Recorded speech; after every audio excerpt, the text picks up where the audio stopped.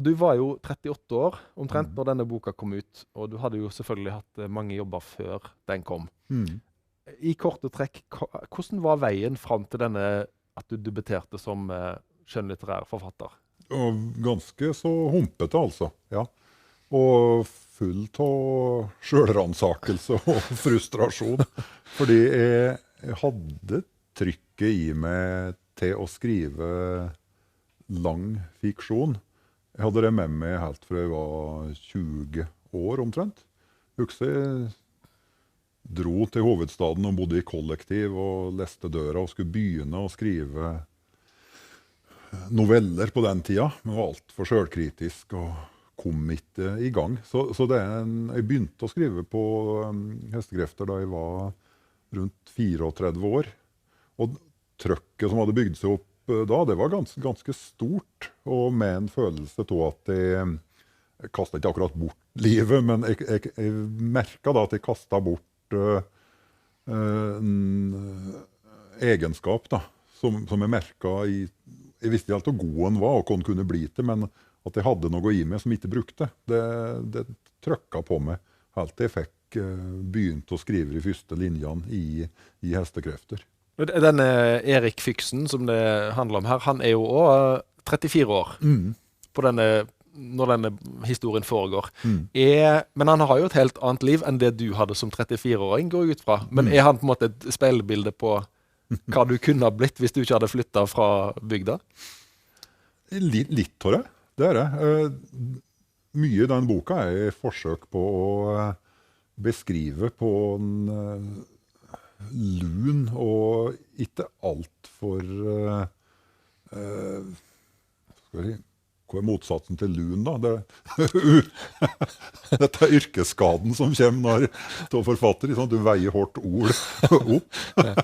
Men hvis jeg prøver å roe meg innat, forsøket er vel å vise deler av karaktertrekk som vil bli forsterket hvis du blir boende att i en virkelighet som egentlig er foreldet.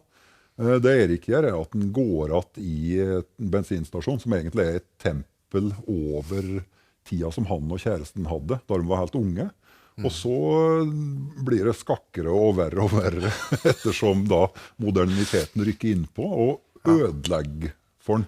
Det er ikke så mye av meg selv inne i det, annet enn en veldig kjærlighet til biler og til friheten som de bærer med seg, og selvsagt til bygdelivet på Littål scene, men personlighetstrekkene vokste fram i han mens jeg skrev, bare. Men du er jo en person som er veldig interessert i musikk, har jeg skjønt.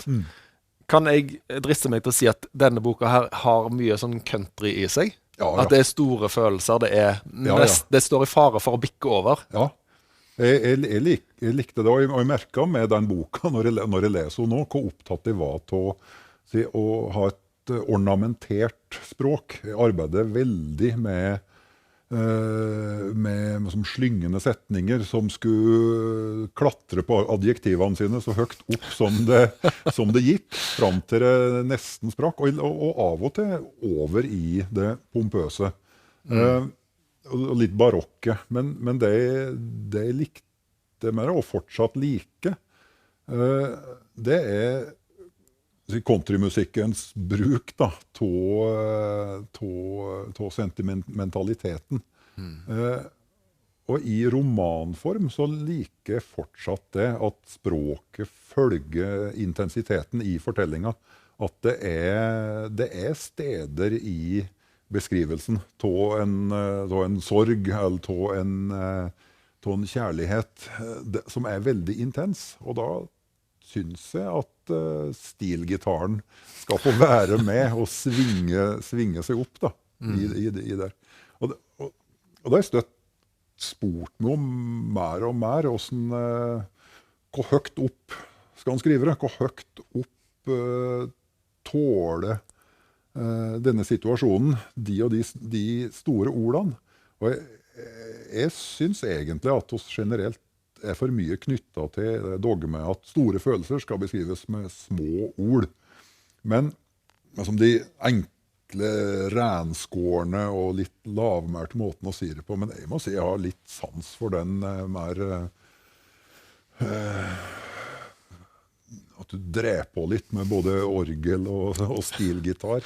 Men når det da er noe stort som skjer i teksten, det skal ikke være på hverdagslivet. Da skal du være inne på høydepunktene og eller båndpunktene i et menneskes liv. Ja, og det virker som mange av personene i denne boka har dette nivået i seg. Altså han som driver bilopphoggeriet sier et eller annet, tror jeg det er, om at en speaker glemmer aldri at det har vært en Cadillac. Ja. Og jeg vet ikke hvor mange bilopphoggere som ville kunne sagt det, men der har du det nivået du snakket om. Ja. Og jeg husker da jeg skrev, så likte jeg å leke med det, og oppdage, husker jeg, som romandebutant, at her kan jeg bringe inn ikke bare det at han sier det, men jeg kan også spille inn og logge en person. Han heter jo Grundtvig. Begge de bilopphoggere-slektene i bygda, de heter jo Grundtvig og Landstad. Ja, og det er jo noen salmegreier her, sant? Ja. En salme link som jeg ikke helt klarer å ta, men du kan jo, var det en tanke bak det? Nei, det er nok at en biloppogger er i sluttfasen av et liv. Altså det er som en begravelsesagent.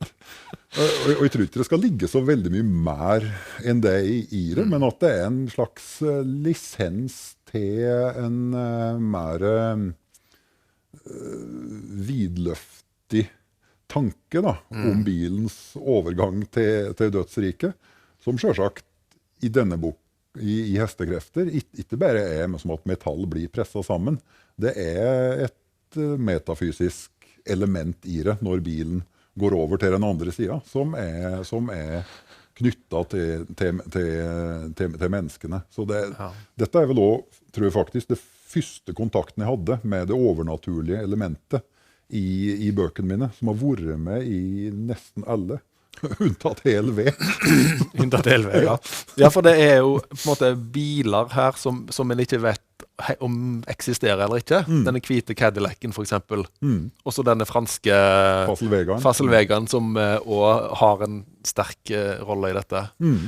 Så en slags besjeling eller åndeliggjøring av metall. Den hvite Cadillacen i hestekrefter, den hadde lyst til skulle være et symbol på nesten Ibsensk symbol, som er med den hvite hesten og døden. Eller at det er som i noen samiske sagn, at man får se en hvit ren, og da vet du at du skal dø.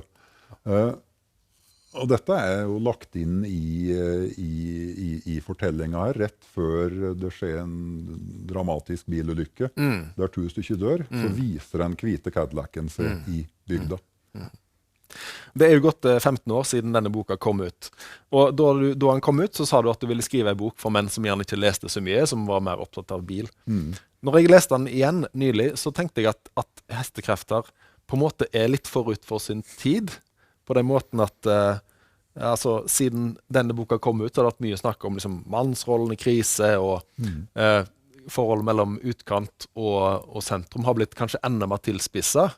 Senterpartiet er landets nest største parti. Ser du noe av dette selv?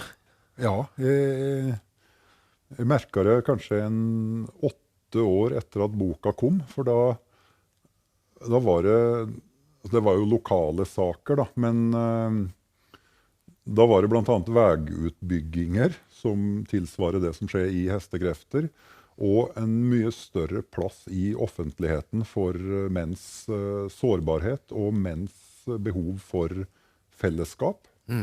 Og de mekanismene som utgjør sårheten og sårbarheten i hestekrefter ble mye mer pratet om, og det skiftet kom en god del etter at boka var ute. Men for meg så har det støtt vært der, fordi at jeg har kjent folk som både merker at kameraterracet bort, at kjærester reiser bort, og at man står att og famler og prøver å bygge seg en god identitet, et vennefellesskap. Og at det også kanskje kan gi en litt gruppementalitet, da, som litt bortstøtende fra omverdenen. At vi isolerer oss i vår lille verden og framstår som litt breiskuldra og tøffere enn oss egentlig er. Ja, den mest sette serien på NRK for tida jo Rådebank, som jo foregår i et miljø som lett å sammenligne med dette. Og jeg ble veldig glad da jeg så Rådebank, fordi at den handler ikke først og fremst om ragging, men den bruker raggingens fellesskap og vennskapsbånd til det at de litt outcasts, og de litt utenfor det etablerte. Og de veldig forskjelligartet, men har likevel et samhold. Det treffer veldig godt det tror jeg det som skjer da, på bygda, og som i hvert fall skjedde da, men som vi ser fortsatt gjør seg gjeldende. I hvert fall i et samfunn som blir mer og mer opptatt av den teoretiske som verdi, og som gjør ikke hedre nok det manuelle, fysiske håndverket og arbeidet. Der vil distansene bare øke. Ja. Bare en siste morsom ting om hestekrefter jeg må ta med, at Erik Fyksen her, når han treffer en av disse sjefene for en bensinstasjon i kjeden, så har han en lang harang om hvor gale verden i ferd med å bli, og alt som skifter navn, og så sier han, skal NSB bli til No Rail? Ja. Og så tok det noen år, og så var NSB skiftet navn, ikke til No Rail, men til Vy. Så han jo en profet av Serkas Vedegård. Ja, den var jeg veldig, veldig glad i, den scenen der de diskuterer nye navn. Og alt blir jo håpløsheten som trukket opp der, den inntreffer jo. Ja, han foreslår at om Kripos skal skifte navn til Indisia. Det har ikke skjedd ennå. Men det verste datasystemet til Kripos, det heter noe lignende. Så det bare spørsmål om tid.